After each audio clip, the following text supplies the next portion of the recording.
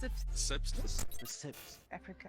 From Cape to Cairo, Lagos to Nairobi, we are uniting professionals, thought leaders, and change agents across industries, borders, and cultures. As leaders in procurement, we are guided by global standards and deep local insights, understanding that procurement is not just about processes, it's about purpose, partnership, and creating sustainable value across Africa's diverse economies. Whether you're navigating complex supply chain challenges, spearheading transformation in your organization, or just beginning your procurement journey, you're in the right place. The wait is almost over. CIPS Africa Connect and Engage podcast. Hello, everybody, and welcome to the second episode of the Chartered Institute of Procurement and Supplies podcast series. It is such a great pleasure to have you with us, and thank you very much for choosing us. So, in this episode, we're going to be speaking about the importance of professionalization, more so when it comes to procurement and getting people while they are young, equipping them with the necessary skill set so that when they do go into the world of work, there isn't a disjointment or a disconnect between what you studied and what you will be experiencing. And to help us with this conversation in terms of preparing young people for the space of work, we have with us Shaheen de Vries. He is with CELC, as well as Haula Tlemidupi. He is with Botswana Accountancy College. I'm not going to tell you about them. We're going to allow our guests to let you know about themselves. A big thank you to you, gentlemen. Shaheen, let's start with you. If you can introduce yourself, please, to our audience and tell them a little bit about the work that you do. 100%. Thank you, Dudu, I think, for having me here. It's really a pleasure. So, yeah, guys, Shaheen de Vries, Cape Town, born and bred. I've been in Johannesburg now for about, I think, just over 10, 11 years, having a ball. I've started my career within finance space. I've been in finance pretty much all of it until recently, where I've had a request from our CFO to say, hey, Shaheen, need some help. Do you mind acting? I'm like, sure, I'm a natural born actor. In a drama, in so a series? I'm very much ready for it, but acting in the capacity of taking care of procurement. Right. And it's been a couple of months that I've been heading up the division, having a lot of fun, learning vastly wide variety of aspects. So yeah, that's me, finance, over to procurement currently, and looking forward to the journey ahead. Alrighty, thank you very much, Shaheen. Haula Tlemidupi, please introduce yourself to our viewers and tell us a little bit about the work that you do. All right, my name's Haula Tlemidupi from Botswana Accountancy College. My primary role, I'm a teacher. That's what I call myself. At the Botswana Accountancy College, I'm a portfolio manager, enterprise risk and supply chain management. This is an academic portfolio where I'm managing all the programs that are enterprise risk related, as well as programs that are supply chain related. And CIPS qualification programs is one of the programs under my portfolio, and that's what brings me here today. So at the Botswana Accountancy College, I've joined Botswana Accountancy College in 2014. And prior moving into academics, I was in corporate services as a procurement specialist, where I was doing day-to-day procurement activities. But now, my new role as a senior lecturer and a portfolio manager is to nurture talent, is to develop the young professionals who are joining the profession, to show them the direction. And one of the things that I've done for CIPS also, for the past decade, I've been active in the CIPS Botswana branch. I have served 7 years as a committee member of the branch and 3 years as a branch chair. I think that was until late last year. So I can say I've been a branch member for CIPS Botswana for the past 10 years. And it's a pleasure joining the conversation today. Gentlemen, thank you very much for that introduction. Shaheen, when we take a look at procurement, right, in supply chains, what is the role of procurement? Is it just about purchasing? Definitely not. How much time do we have? It's not there. Okay, but guys, if you want an answer from more of a finance professional and my objective or viewpoint of what I think procurement is ensuring, I'm going to use your word that you've touched on, that we source ethically, sustainably, and we put the company's needs as the first priority. I think, in a nutshell, that is what it is for me. Obviously, from a governance compliance aspect, there are various different legs within the sourcing space that we are delving into to ensure, from a company's perspective, we keep everything above board. And we've heard, especially during the conference that just wrapped up in August, that ethical procurement is good for business. Mr. Medupi, sir, when people walk through the doors of your institution, more so young people, is there an understanding of what it is that they have signed up for? And why is that important, I guess? Yeah, it's very important that when students walk into the Botswana Economics College, who are enrolled to read for the supply chain or CIPS qualification programs, they have to understand really what they have gotten themselves into. You know, some they come with diverse reasons. Some they are encouraged by their parents because their parents love or they are in the profession, but they themselves they don't know what procurement is all about. Some they have read, they have researched, but we, as the facilitators, as the instructors, it's our duty to make sure that we have, you know, a fair conversation with them so that they may understand what really procurement is and what really are they getting themselves into. What is it to be a corporate buyer? What challenges are there in the profession and what impact needs to be done in the profession?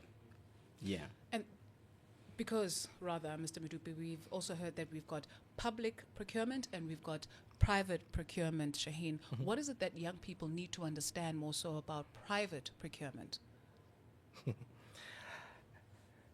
Key difference in private companies or organizations, you are not working for the people.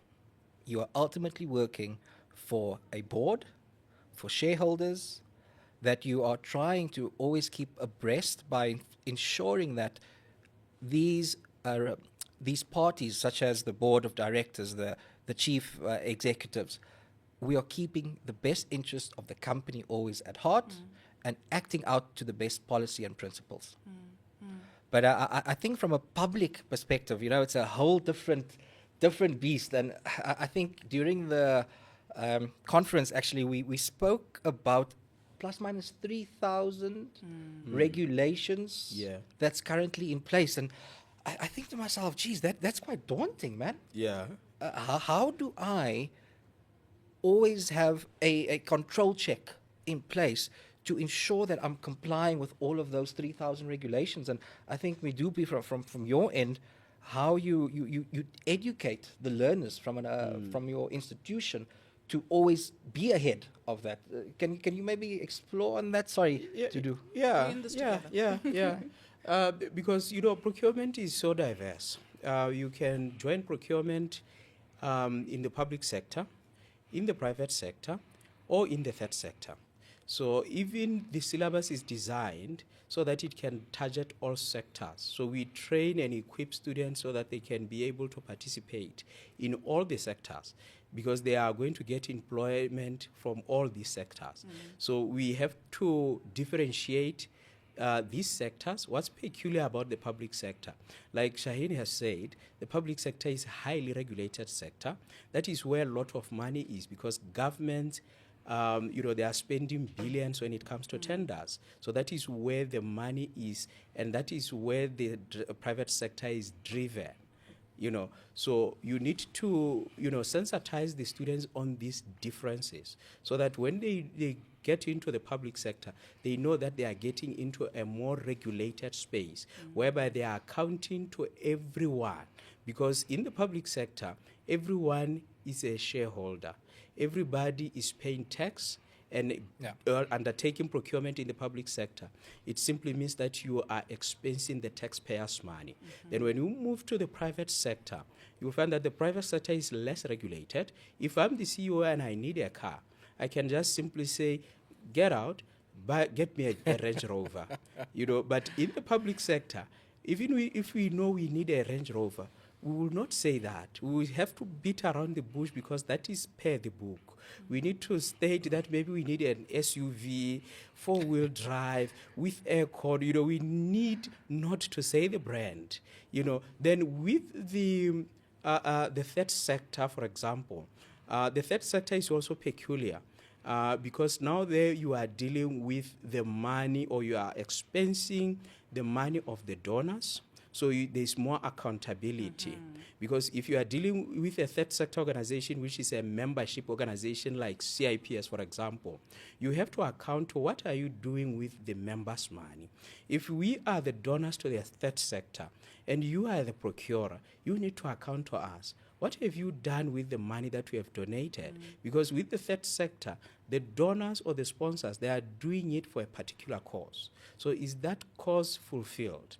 That is the question. So that is the peculiarity that we sensitize the students with, so that at the end of the day, they know and they are clear when they go into a certain sector, they know how it operates, and they have the expectations. Oh, okay. So please forgive me. I just need a clarity on this point. So there's an understanding of the public sector, the private sector. So the third sector, is that the sector then with the donors? The third sector is the not-for-profit sector, like an NGO. If you are going to work for the Red Cross, for the CIPS, because CIPS is a charitable organization as well. All those type of organizations that are not-for-profit, non-governmental organizations. All right. Those are the third sector organizations. All right. Shaheen? Mr. Medupi, I just need to tell you there, my CEO will never ask for a Range Rover. But I think to give some credibility as well to CIPS, because this is where the professional body has came in and gave us all a framework whereby we operate in, and it's giving us the boundaries to ensure that we are procuring ethically with sustainability in mind. We are keeping everybody's interest abreast to make sure everything is in alignment with what our chiefs, what our board would expect from us. So just credibility to be given to CIPS on this one. Why is ethics important, Shaheen? Why? Why is So ethics? a young person going into procurement Yeah. is thinking, shoo, okay, what do I check out for when I look for a job? Yeah. Do I match the skills? Is the package good enough for me? Will it afford me a certain quality of life, etc., etc.? Then the issue of ethics is not always necessarily clear on the job spec. So why is it important? 100%. It's a very dangerous and I think loaded question to do.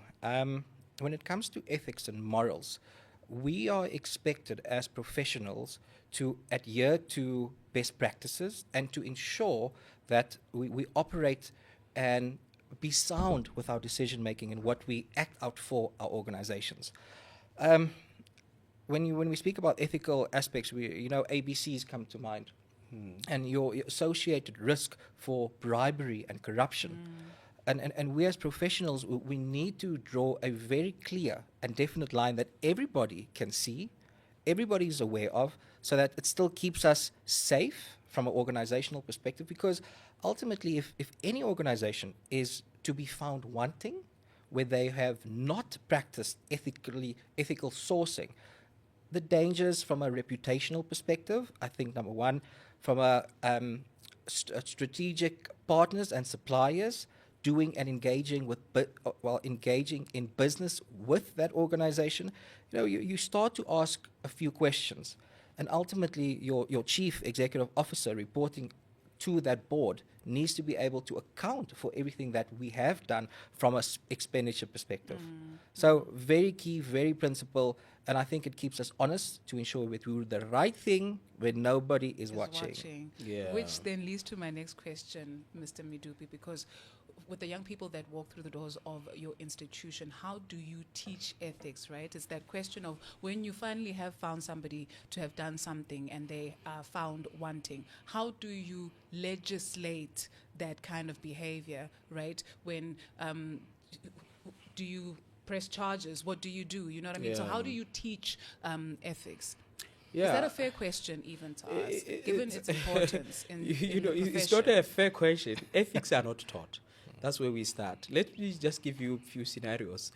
Sometimes when students are coming and they are new, I'll just ask them, why did you choose to do procurement?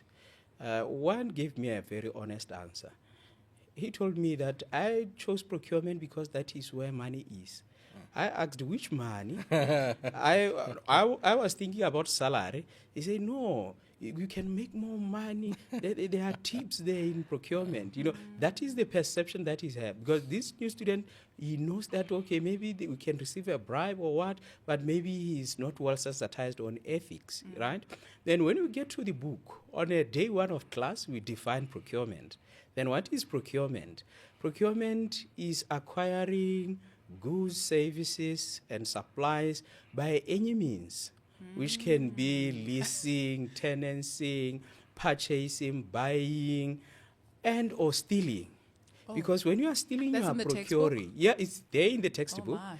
And stealing is procuring. Because if I take Shine's phone, it's mine. The title has been transferred. Even if by force, I've procured because it's now mine. Oh my. You know, but now coming to corporate buying, we cannot overemphasize stealing because we talk due diligence, we speak of ethics, you know, then we say ethics cannot be taught because ethics is you. It just need awareness. We don't teach ethics, but we raise awareness on ethics. You know, there is a say that a hallmark of corruption, you know, the hallmark of corruption is it is corruption if it's intentional. So that means you cannot say, I did corruption by mistake. Can you be corrupt by mistake? It's something that is purposeful. It's something that is intentional. Even when we are doing it, in your mind, you know that it's wrong if it's not right. When you are receiving bribe, you know that it's wrong. When you are conflicted, maybe let's say in a tender process, you know if you are conflicted or not. And you know whether it's right to recuse yourself or not. Even if you can convince us that you are conflicted, but you don't have to recuse yourself, or that you are not at all conflicted. If you are conflicted, it's something that is in you. So it takes your conscience to say, I will do what is right or I will do what is wrong. It's a matter of choice. It's not a subject for learning. Premeditated corruption. Yeah. Shaheen, when we come to you, we were talking a little bit earlier on off camera, and you were telling us about this incredible program that you run at CIPS, where you actually get young people to come through an internship program so that they get the real life experience. Please expand on that for us. Wow, definitely. So I think maybe it's worth to dedicate some time in maybe explaining the problem, right? So the problem, and Midupi, please feel free to interject anytime, because I think this is your area of expertise. And earlier when you were a panelist, I actually posed one of the questions to you. Yeah. So what we're currently experiencing in general, and this is just not only focused to a procurement space, general, company-wide, all different BUs. Learners come well educated. I know everything there is to know in this textbook about the specific area and space. I'm ready. You step into your workplace, you get tasked with your first activity. What do? There is still for me a large gap from bridging between educational knowledge and application of that in an actual workspace. And that's why I spoke to Dudu earlier, and I've mentioned some of our initiatives. What we've been trying to do is we've been partnering with certain institutions so that whilst these individuals are busy studying, we said, let's have mentorships and internships where we are bringing them fresh while they're busy with their studies into CIPS and provide them that working experience so that they can literally see how things are done on the floor. Very different to what that textbook would operate or what that textbook actually tells us. That's very sentimental. That's very sentimental because mentorship is the key. Because through mentorship, that's when you are able to discover talent. That's where you are able to discover weaknesses and Yeah. strength of a student.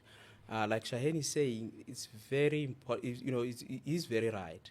You can get a very bright student doing well in class, but when he gets to the workplace, he cannot apply himself to the environment of the workplace. You see, then you get an average scholar, average in class, but in the workplace, he can do the thing. Yeah. You know, he can apply himself. So what do we do now as institutions of learning is through mentorship. You know, at the Botswana Accountancy College recently, we have launched the Supply Chain Student Society, because we want the students to be the ones driving this agenda of collaboration with the industry, so that they can engage with the industry the way they want and they feel it's relevant to them. Like they are free to, you know, conduct events, get speakers for themselves, and decide on what to talk about, which companies to visit. As the college, what do? We just support the value that they are doing. We just support because we are seeing the value in their activities. So that mentorship, the collaboration, it's very important. The industry and the university's collaboration, it's very, very important in nurturing talent and developing a procurement, future procurement professionals that we so desire. Because if you are going to operate in silos, there will be a big gap, because theory is not practice.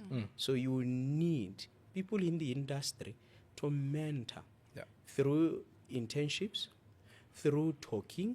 Sometimes we do guest lectures, because sometimes it takes one just to listen to a Shaheen story, associate with it, build from that story, and then you'll be a better, greater person. Absolutely. I Yeah. couldn't agree with you more, because Shaheen, there was a lot of talk, especially on the last day of conference, about soft skills, right? And on the first day of conference, we heard about the importance of always upgrading yourself. Yeah. So when you're in this profession, you have to be curious. You have Yeah. to pay attention. You have to follow up. You have to want to know certain things so that you upskill yourself. How important is that for a young person to take into consideration? I guess that one thing that will really set you apart.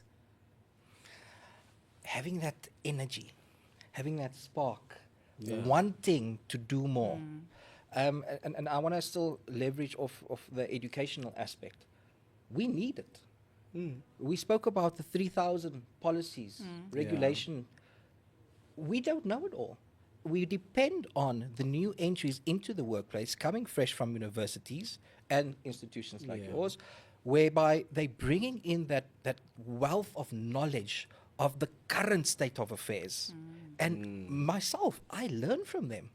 But to your question, what do I give back? And that's where it comes with the soft skills, where you need to panel beat to see, sitting and engaging with the supplier as an example. It's not just about defining the commercial terms. It's about understanding that customer, understanding their journey, understanding what it is that they want, where they came from. And those are the type of softer aspects that I think necessarily won't be taught from an educational perspective, but that is how you grow while you're learning on the job trade and having that physical training to bring out that little spark and wanting to understand, why are we doing this? When are we doing this again? Why do you want to do this with me? Those are the type of questions I think we need to start asking and develop that social aspect in understanding why we're doing procurement or sourcing. So now we move from young people to higher level people who are in the workspace, right? Now it's a practical session where you're negotiating for that contract. You highlighted the importance of confidence, of having confidence when you have a seat around the table, to be able to push and pull so that you get the best outcomes, because you never know what's on the other side. People come prepared as well to meet you at your point of need, but if you don't go there, you'll never get it. Why is that important? Why is that important? So your statement is, if you don't go there, you won't get it. I think by nature, any commercial discussions, right, revolves around being a little bit bold, right? Pushing that boundaries. I think sometimes we all come out of varsity, even sometimes professional procurement individuals that's been in the industry. We sometimes accept, yes, that term is correct. I'll accept your 60-day payment terms, or I'll accept that pricing and the quality, etc. Yeah. But we need to be bold, and even in today's session, I think I've mentioned it to say, let's push the envelope by saying, that price of yours, I know you've built in CPI in that price already. Yeah. I know if you're an international offshore company that we are engaging with, I know you've got some FX risk built into the pricing that you're quoting me on. So if we do not push back, we are not going to be on the winning side of this. I know winning maybe sounds harsh, but ultimately we want to get to a win-win scenario. But those suppliers sometimes come with everything loaded, and you're sitting there around that table fearful. And I think that's what we need to get rid of. Push the boundaries, ask the questions. You've got nothing to lose. Yeah, you see, boldness can be brought by knowledge. So knowledge gives you the confidence, such that even at the table you have got something to say. Yeah. You can interrogate on issues. What will you be interrogating on if you don't know? So that is where continuous professional development is very important. To say that to be a professional, I was asking people, what is a professional? Somebody told me a professional is somebody who looks like you, who comes to work on a suit every day, looking smart and all. I said, no, that's not enough for a professional. My definition of professional is somebody who knows something. If I'm saying Shaheen is a medical professional, that means he knows what to do when it comes to my health. If you're a procurement professional, you need to know what to do when it comes to health. So a professional is somebody who brings a solution because of knowledge on a subject. So you are not a professional enough if you don't know. So that is why it's very important that as professionals, we continue on the track of CPD. CIPS as a professional body is encouraging its members to undertake CPD on annual basis.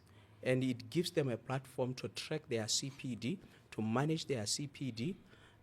Take, for example, I've graduated with the CIPS qualification programs a decade ago. During that time, within our syllabus, there was nothing that talks to AI. I guess that's the same with him. There was nothing about blockchain. Yeah. There wasn't blockchain there. There was nothing about robotics, about ESG, about big data. Those are the contemporary themes that we meet today. But where are we? We are here. We have to work with those. So how do we level up? That means we have to continuously learn, keep abreast, so that we keep the relevance as professional. Absolutely. You mentioned the acronym CPD. What does that mean? CPD is continuous professional development. Yeah, that's a prerequisite for all professional, meaning that learning does not stop. Because things that we have learned 10 years ago, they are outmoded. You need to move and evolve with the industry. We have moved from the first industrial revolution, second industrial revolution, third industrial revolution. Now we are in the fourth, fifth industrial revolution. So that means the industry is not stopping for us. The industry is perpetually changing. So that means as it changes, we need to level up, change, know the things of now and the future. Because that saying, evolve or die, you Yeah. have to Yes. take personal responsibility for I think career I think development. I liked from the conference today.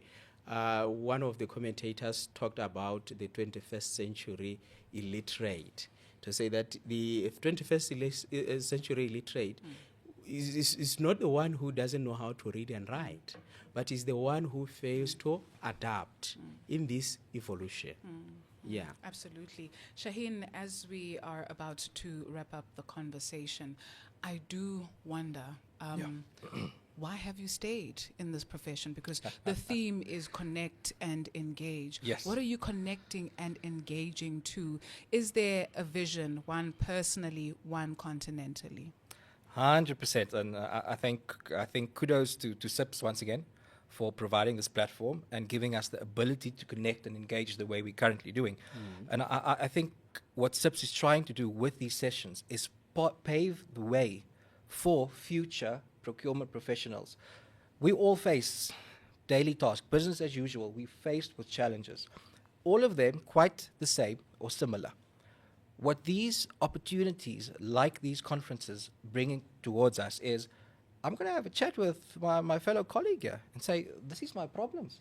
He might have embraced or had that problem in the past, and he can share that knowledge. So that knowledge transfer, I think, is key.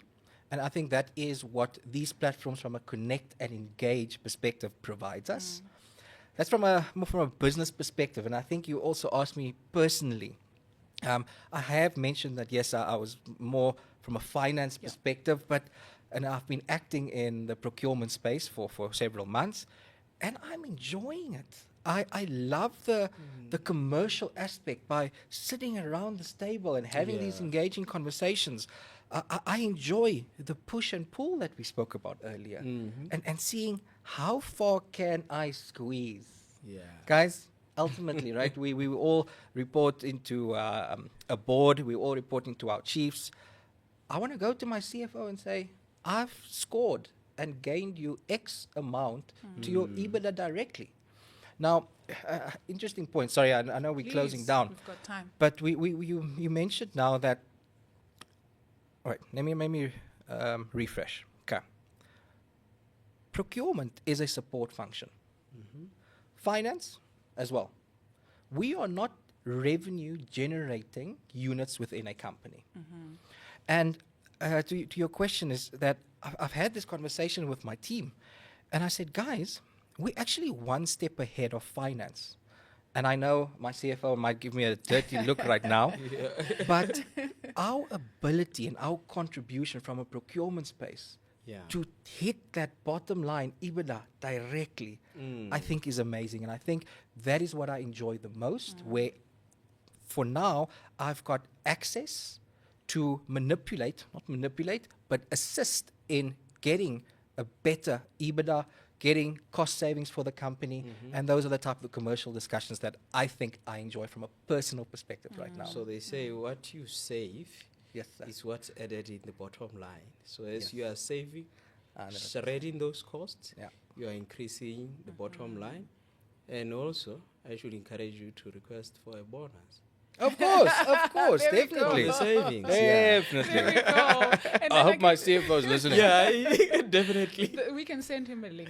Nudge, nudge. Mr. Midupi, sir, as we close the conversation, I think the Yes. same question for you. I mean, you started off by saying that you are a teacher, and many would very well argue that that is a calling. I think each and every single one of us can remember our teachers from our formative years that have really had an impact in our lives. And that can either be positive or negative, right? And so why do you do the work that you do personally and on a continental level? Teaching is it's a calling, like you are putting it. It's something that you will do even if you are not paid, because you get better when you teach. Because the more you teach, the more you learn. And you cannot teach that which you did not know. So the fact that you have to go and teach it, you have to learn it first. So as a teacher, you are perpetually learning. And the reward that we get from teaching is the one that I'm teaching getting better. And is he better? Is he getting better than me? So there's more fulfillment and more reward if I see more upcoming professionals doing it better than I will do it. Sure. That's my reward. Sure. And that's how I continue doing it. Can I be sentimental? You mentioned the word sentimental a little bit earlier Yes, on, and yes. share this with our viewers, right? Guys, if there's anybody that can give you grace, it's these two men. Let me tell you what happened. So I was tasked with the work of having to introduce Mr. Midupi, and I used an incorrect name. There's something that we were talking about a little bit earlier on, and I don't know if I can share it with you, and if we can share with our Please do. viewers, and Yeah. if we don't, then if you're not comfortable, we can always like just cut it out. But I need to tell you that Shaheen is here, whereas he needed to be at his son's soccer match. His 4-year-old is playing a game. This is his second game. This is 4-year-old's second game, We right? should Yeah. go there now. Right now, I'm still talking too much. And so I guess I'm also sending a shout out to Shaheen's baby. And thank you very much for allowing us to borrow your dad when you have such an important thing to do. And I think if there's anything which is a big takeaway for young people, agility is quite important. Giving grace is quite important, especially with the work that you do. We heard from the executive director of BAC who was saying that there's so much power in the procurement profession, but with that power comes responsibility. And I guess that's also something that you will exercise. It's a muscle that you'll exercise Yeah. as you go along in your career. And as the world moves and evolves, so too, as we have seen over the past couple of years, yes, artificial intelligence has been in the making or been there, the concept, for so many years, but we're getting to see a real acceleration, I guess, right now. What does digitization, Shaheen, mean, especially for this space? Was a hot topic, definitely, for the past 2 days at the conference. I think we had one speaker that purposefully wanted to unsettle 300-400 people in this conference, and I'll share, Intentionally. yeah, and I'll share what his views were. So he's saying Gen AI can perform all of our functions.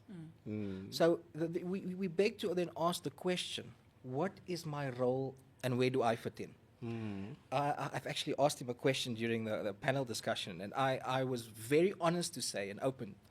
I am very afraid and scared of what AI can do. I made an example in the room, and I noted that if we are 300-400 colleagues sitting here, and we all write a paper on sourcing, we feed it into a machine. What did we just do? We gave that machine Information. that intellect of That 400 IP. people Yeah. by just pressing enter. Yeah. And now that machine, I don't know, guys, I feel inferior to that machine. Yeah. Because from a technical aspect, click of a button, 400 sourcing papers at a blink of an eye, done. So, and we engage further on the topic, and we're asking ourselves as professionals, where are we heading? And what can we do to better ourselves to master AI? Another, quite a joke that went across in the room is, what is the difference between us and AI? And I believe it was Andrew that said, we are human. Yeah. We can feel something. Yeah. 100%. Yeah. So to that point, and I think I will just elaborate on it a little bit more to do. Sitting around a table, if I'm squeezing for better commercial terms, I can look you in the eye and I can assess your emotion, how you are feeling. I will know I can push a little bit more or back off. True. And I think from a human capital perspective, there will always be a demand for people in the procurement space to manage that function. Yes, we will leverage off AI. We will allow tedious, routine type of work to be done and be automated. But what that is actually doing is it's creating hours, man hours, it's alleviating the teams to not sit there and process. So I can ask my team members, how do we strategically source different? That is the golden opportunity for me. Also, sorry, we touched on our ethical aspects as well. If a machine is doing it, you are drastically reducing the risk of manipulation. Very true. So there's plenty opportunities, but I just think for us to always have that one step ahead or have that advantage is we need to understand how to utilize AI to the best of our ability to fill in our procurement space. Yeah. I know from a sustainability perspective, there's also quite a few things. Yeah. Ruby? But I want to just maybe reiterate the AI issue. I want to associate myself with a view that says that AI will not replace humans. Not yet or ever. Ever. It will never replace humans. But those who will survive the future of work are those who will adapt, learn how to work with AI. I think that is a message that we need to send, to say that AI should not be our enemy. It should be our helper. As much as Google has been helping us for so long, Sure. now we have got a new Google in the name of AI, maybe, that we should leverage, just to enhance what we do. Earlier on I spoke about if an organization wants to hire a machine, it will hire a machine. But where a human is needed, machine cannot replace. We have feelings. We have to make, we manage emotions. Those are the things that we are special about as human beings. Yeah. And to Shaheen's point about sustainability, because yes, AI was a big talking point. Sustainability was also a big talking point. And so I do wonder maybe what your perspective is on that, and not only why it is important, but necessary, sustainable procuring. Yeah, sustainability has got so many diverse elements. If we can do it now, can we keep it in the future? If it's profit that we are after now, will we be in a position to be profitable even in the future? That is the sustainability. In the recent past, we talked of sustainability as the triple bottom line: profit, planet, people. How are we sourcing green? Those are the key issues now. The green sourcing, because we are talking of global warming. So as procurement, how do we contribute in that conversation? How do we feature? So the world is looking at us to engage on green sourcing. For the sake of our planet, we talk of social or the people aspect. What is our impact? What is our role as procurement?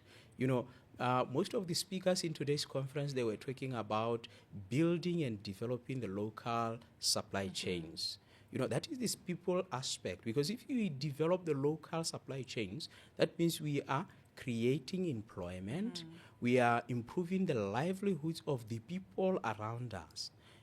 What is our role to empower the communities through our sourcing strategies? What are we intentional about our initiatives of maybe, local supplier empowerment, building the local supply chain, beyond profit? Those are the sustainability issues that we need to reflect on and be intentional about as procurement professionals. Because we're caretakers and we're going to be Yes. transitioning. Because Shaheen, when you speak about your nervousness around artificial intelligence, Yeah. I do share it. I think maybe on my side, from a perspective of, so we are the ones that feed the machine the data, Yeah. right? And so are we feeding, and when you talk about intellectual property, are we feeding the data to replace us or to assist us? And so how are we working with that? Which then begs the question of regulation, right? Because I think it's even countries all over the world right now are grappling with the issue of regulation. You're finding others who are doubling down, and you're finding some who are trying to find a firm footing, and then one country says, no.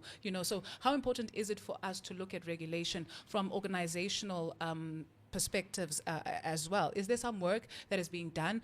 Does it look like policies? What does it look like? It changes the playing field completely with the fact that, to your point, we are feeding all this information. Am I going to ask AI, please source water bottles for me? Now you're bringing the point of regulation. Will AI know and understand that there's certain countries, as an example, from a South African perspective, that we should not procure from. Yes, we can build it into the back end and say, stay away from 1, 2, 3, 4, 5 things, but that key understanding of always being ahead of what, from a social economic aspect, is actually happening in the world. And that brings that ethical sourcing back into question. So I'm comfortable. I think we'll still be around. Yeah. Don't know for how long, but and you said something so good right now about us feeding the information into the computers. That's, if we want to call it that way. But without us, AI doesn't really exist, does it? We make AI. Exactly. 100%. We make it. Yeah. So we are still in control. We just need to master it. How do we master sustainability, Mr. Medupi, sir? Because as we mentioned, it's not just about decisions for today, right, but long-term decisions. So for those also who are coming behind us, how do we master sustainability? I think we need to normalize it in our day-to-day processes. You know, we need to engage with sustainability as culture. Like, we need to embed it into our day-to-day processes. When we are sourcing sustainably? When we are engaging, are we engaging in a sustainable manner? I think that is one thing that we need to be intentional about. Have policies around, you know, those sustainability issues, even just to, you know, sensitize our people so that there is this ESG fluency. You know, they need to know our principles as far as governance is concerned. You know, as far as you know, ethics are concerned, as far as you know, social issues are concerned. So we need to be intentional about it. On sustainability, can we simplify it, right? So some of the conversations that we have and some of the words that we use, can we simplify them for them to have a broader impact? I'll give you an example. I was recently at the High Court here in South Africa in Pretoria, and I was walking past, and there was a lady on the side of the road who was selling some chips, some narkies and stuff, and she has some of the most delicious narkies at a reasonable price at that. And so she also had a plastic bag where when you get something from her, when you are done with that narki or with your packet of chips, you put it in that plastic, right? And she didn't have to go buy a plastic. She used the plastic that was already the container for the chips, so she repurposed it. And so when you speak about us living it, can we simplify that message?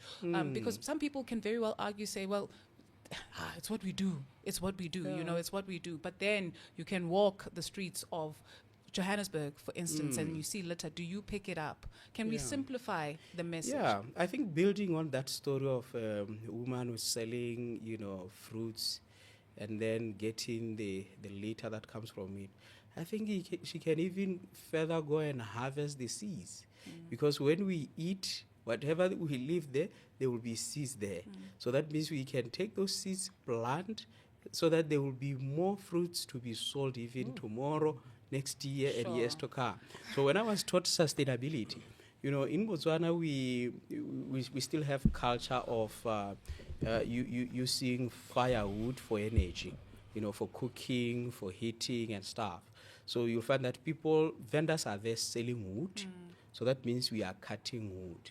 So when sustainability was simplified for me, was to say, when we cut wood to make fire, we must cut one tree, use it now, plant another one, so that your kid will also harvest that one, plant another one for the next generation as well.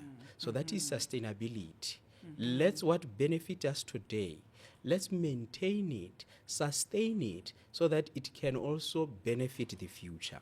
I think that is my simplest message of sustainability. Well done. Yeah. I love it. I think I think that hits home, and I guess we can then, you know, replicate that, because it's not just about you. That shade that you found when you walking the whole day, and you're just like, Lord, please give me shade. Find the shade. And then you cut down the tree. Give the next person that shade as well. Let them enjoy those benefits that come naturally for all of us, I guess. Gentlemen, is there anything else that I've left out that you'd like for us to tackle? Be bold and be brave. There we go, Mr. Medusa. Yes. Be intentional. Do the thing. Be bold, be brave, be intentional, do the things for the pods. Love it. Yeah. Love it. A Love big it. thank you to Shaheen De Vries. He is with the SALC. You remember what I told you She's about starting? that word? A little bit. Me At again. the end, at the end, it's okay. We're almost there. Haula Kemidupi. Maybe I need to get some data for that English and top it Yeah. up. Haula Kemidupi is with the Botswana Accountancy College. Thank you, gentlemen. Thank you Thank so you very much. much. Appreciate it. Thank you for the time. CIPS Africa Connect and Engage podcast.